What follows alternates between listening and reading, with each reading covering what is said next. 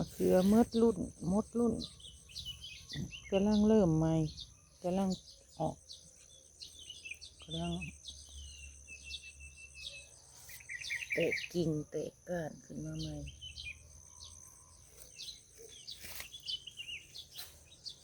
มะเขือนี่ปลูกแล้วปลูกเลยเด้อย่าไปตัดถ้ามันมดลูกหรือว่าใบมันหยิกแบบนี้นะอย่าไปตัดทิ้งนะปล่อยมันตามธรรมชาติ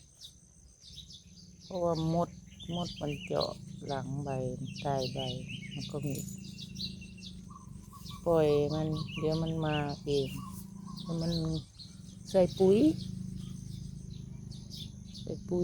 บำรุงต้นแค่นั้นแหละครั้งเดียว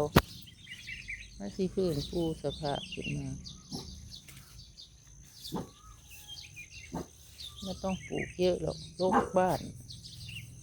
เอาแค่4-5 ต้นโอ้กินโฆษณาต้นขี้เหร่แต่ดอกดกเด้อต้นขี้เหร่แต่ดอกดกมากก็บ่แม่นดกจนนั่นดอกแต่คือมันดกกินบ่ทันนั่นแหละ